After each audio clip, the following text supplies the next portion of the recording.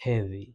Maswali yamekuwa ni mengi sana kuhusiana na hedhi. Utasikia dokta, mimi mbona siku zangu sizielewi, mara zimetokea tarehe hii, mara tarehe hii, au kwa mwezi inatokea mara mbili, au kwa mwezi inatokea mara moja tu, tena mimi mwenyewe hata sielewi, muda mwingine napitiliza. Dokta, mbona nimefanya siku za hatari na sijabeba ujauzito? Dokta, kwa nini ilikuwa sio siku za hatari na nimepokea ujauzito? Dokta, dokta, hadi siku ya hedhi nimefanya na nimepata ujauzito. Maswali yamekuwa ni mengi sana. Ewe mwanamke, ewe mwanaume, ni vizuri kuijua kiundani zaidi neno hedhi, sio kwa neno au kuhesabu kalenda. Inabidi uidadafue kiundani zaidi ili uweze kujua kuhusiana na hedhi, na leo nitakuelezea. Ewe mwanaume, pia ni vizuri kujua ili uweze kujua unaishi vipi na huyo mwenza wako. Aidha mnahitaji mtoto au hamtaki mtoto, ili muweze kujua mnafanyaje. Ngoja ninywe maji kwanza kidogo, kisha tuendelee.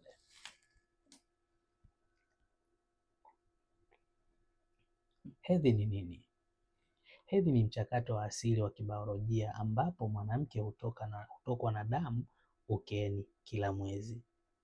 Yaani wakati mji wa mimba unatarajia kutunga mimba na mimba isipotokea, basi hapo ule utando unatoka ukeni na ndo hedhi.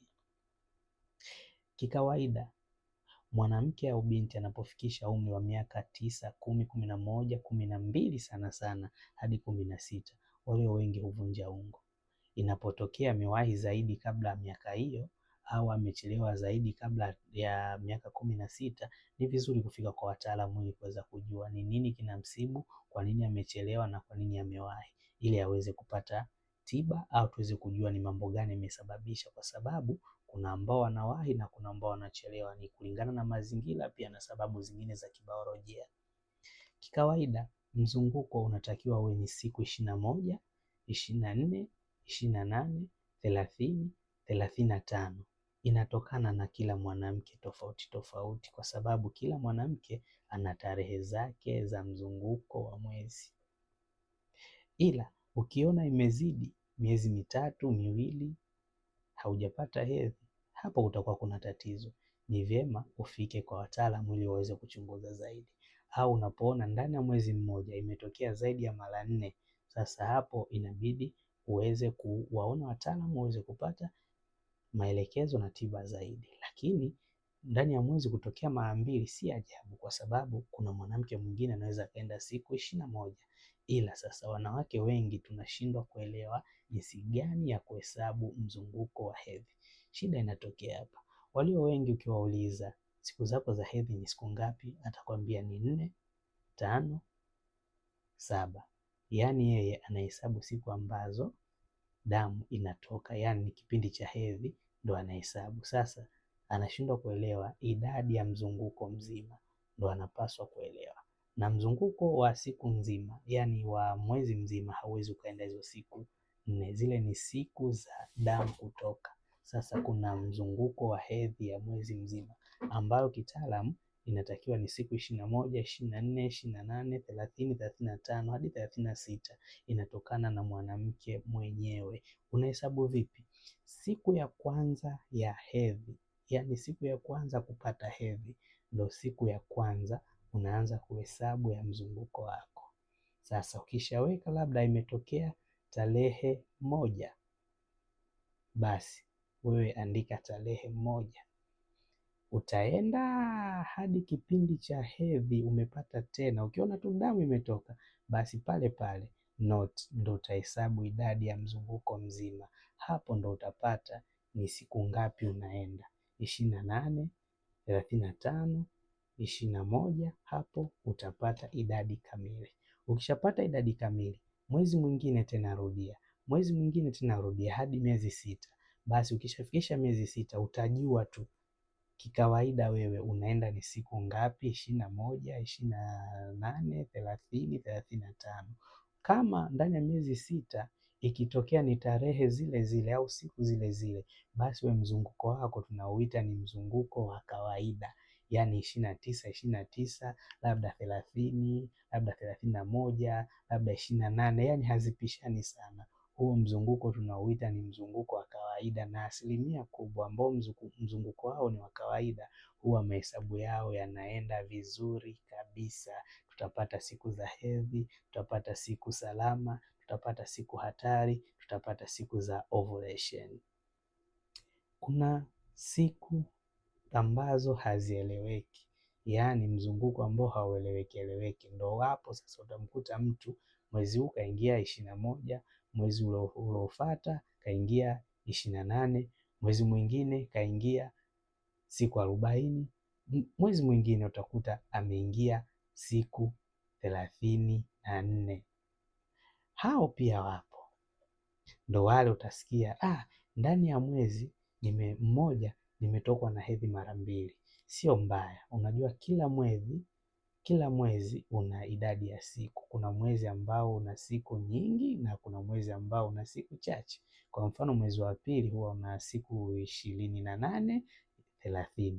Sasa hizo siku zinakuwa ni chache, kwa hiyo unaweza ukajikuta wewe ambaye unaingia hedhi kwa mzunguko wa siku 21, kwa hiyo unaweza ukajikuta ndani ya mwezi mmoja umepata hedhi mara 2. Kwa hiyo sio tatizo, kikubwa tu kama siku zile za idadi ya mzunguko wa hedhi uzifahamu, ni vizuri hesabu ndani ya miezi 6 utapata idadi kamili. Sasa ukiona wewe hedhi yako haieleweki, basi ni vizuri uchukue peni na karatasi, ndani ya miezi 6 hesabu, utapata idadi kamili. Ukishapata idadi kamili utaichukua ile namba ya mwisho, yani ile namba ya mwisho. Kwa mfano mwezi huu ulitoka 21, mwezi mwingine 24, mwezi mwingine 39, mwezi mwingine 42, mwezi mwingine 35. Kwa hiyo wewe chukua ile 21 hiyo ndogo, ukiitumia kwa wewe ambaye hedhi yako haieleweki, ni rahisi sana kuhesabu vizuri, kwa sababu inakuwa imekaa katikati ya namba zote. Kwa hiyo unaweza ukahesabu vizuri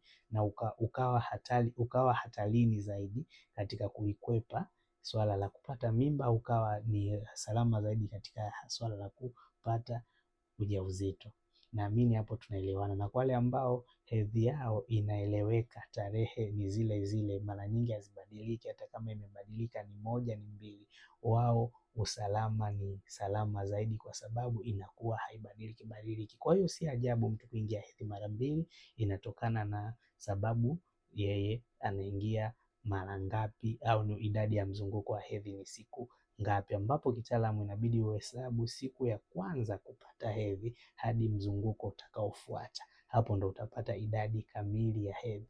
Na sababu zinazopelekea mara nyingi kubadilika kwa hedhi ni sana ni matumizi ya dawa hizi za uzazi wa mpango kama sindano, kitanzi, P2 na zingine. Hizi zinapelekea mabadiliko ya homoni, ile homoni ambayo ni ya progesterone ya mwanamke, ambayo inaweza ikasababisha mabadiliko kama hayo ya hedhi. Vilevile sababu zingine ni sababu zingine za kimazingira, labda mwanamke alizoea kuishi sehemu zenye joto ameenda sehemu zenye ubaridi, au alizoea kuishi sehemu zenye ubaridi ameenda sehemu za joto. Kwa hiyo hizo ni sababu ambazo zinaweza zikapelekea mwanamke kubadilika kwa hedhi. Sababu zingine ni sababu za kitabibu, kwa mfano kupata magonjwa ambayo yanaenda kuathiri mfumo wa uzazi kama vile UTI sugu au PID na magonjwa mengine yanaweza kapelekea mabadiliko ya mfumo wa hedhi. Hapa kuna jedwali, kuna mchoro nimekucholea. Kwa wale ambao haieleweki itakuwa ni ngumu vile kuwaelekeza kwa hili jedwali, lakini wafuate maelekezo niliyowaelezea. Waangalie ndani ya miezi 6 watapata idadi kamili ya mzunguko wa hedhi zao kwa kila mwezi, alafu baadaye watachukua ule mwezi mdogo wao ndo watakuwa wanautumia, kwa sababu ule ndo mdogo. Kwa wakiutumia mdogo watakuwa wanakwepa vikwazo vingi. Na kwa wale ambao miezi yao ni ya kawaida, yani idadi ya mzunguko wao wa hedhi ni wa kawaida unaeleweka, wao watatumia chati kulingana na siku. Chonde usihesabu tarehe za kawaida, kila mwanamke ana mwezi wake. Kwa hiyo mwezi wako unaanza kuhesabu siku ya kwanza kutoka na hedhi, yani siku ya kwanza kutokwa na damu, ndo siku ya kwanza hiyo wewe utaanza kuihesabu, au ndo itakuwa tarehe yako ya kwanza hadi pale damu itakapokuja kutoka tena. Asanteni sana.